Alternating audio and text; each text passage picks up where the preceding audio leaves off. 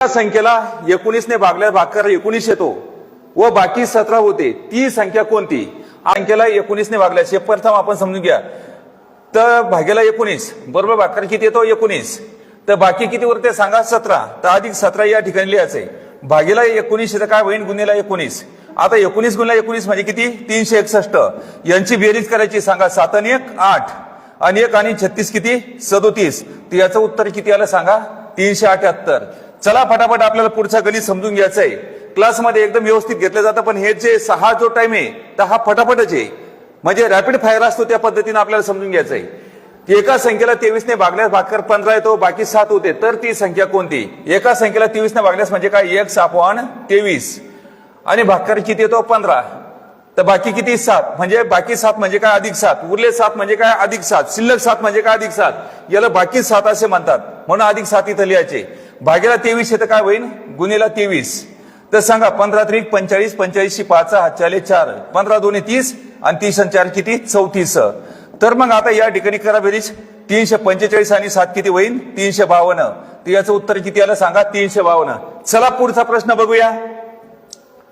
एका संख्येला 26 ने भागल्यास भाकर 14 येतो व बाकी 14 उरते, तर त्या संख्येला 13 ने भागल्यास बाकी किती उरेल?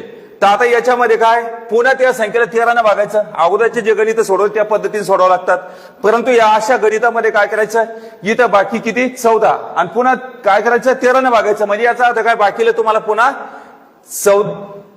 या बाकीला 13 ने भागायचं. मग आता इथं काय?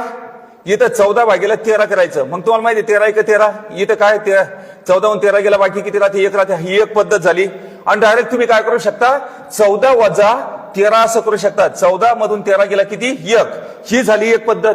आणि पुन्हा तिसरी पद्धत जी आपली जी आहे ती एका संख्येला 26 ने भागल्यास 1/26 बरोबर किती?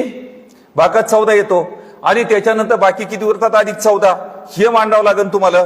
मग भागेला 26 येतं, गुणिला 26 करायचे आणि त्याच्यानंतर याचा गुणाकार करायचा आणि गुणाकार केल्यानंतर जी समजा उदाहरणार्थ एकत्रित येईन गुणाकार आणि बेरीज, तर त्याला भागेला काय करायचं? 13 ने भागायचं आणि शेवटी जी बाकी राहील एक ते उत्तर आहे. तर अशा पद्धतीने सोडावं लागेल, कारण हे रॅपिड फायर असल्यामुळं सर्व या ठिकाणी दाखवण्याच्या अगोदर ही जे तुम्हाला 2 गणित अगोदर शिकवले त्या पद्धतीने हे गणित सोडवा आणि शेवटी काय करायचं? बाकी येते की नाही पहा 13 ने भागल्यानंतर हेच येणार. तर आता पुढचं गणित पाहायचंय. एका संख्येला 36 ने भागल्या भाकर 12 येतो व बाकी 27 होते, तर त्या संख्येला 12 ने भागल्यास बाकी किती येईल? तर मग आता इथं काय करायचं? यांचं काय? भागेला 36 आहे समजा, तिकडे गुणले 36 12 झालं, त्याच्यामध्ये 27 मिळवले, नंतर पुढे काय 12 ने भागितले, तर शेवटी बाकी काय येते? मग याचा अर्थ काय? इथं बाकी इथं 27 दिलेलं आहे, तर मग आता इथं 27 दिलंय, तर मग आता या 27 ला भागायचं आपल्याला. किती ना? 12 ने भागायचंय. तुम्हाला माहिती 12 2 24. मग आता 27 मधून 24 गेले किती राहिले? 3. मग आता याचं उत्तर किती आलं? 3. तर मग आता असं नाही जमलं समजा, तर काय करायचं? 27. तर आता इथं 12 2 24 करायचं, 27 पर्यंत म्हणायचंय. आता इथं 24 लिहायचे आणि 27 मधून 24 गेले किती राहिले? 3. आलं लक्षात? ते या प्रकारे तुम्ही 3 प्रकारे या ठिकाणी तुम्हाला अगोदर सांगितली ती पद्धत वापरायची, सेकंड 2 किंवा 3. तर तिन्ही स्टेप मध्ये कोणती तरी एक तुम्हाला लक्षात राहीलच. तर काही जणांच्या तिन्ही सुद्धा लक्षात राहील.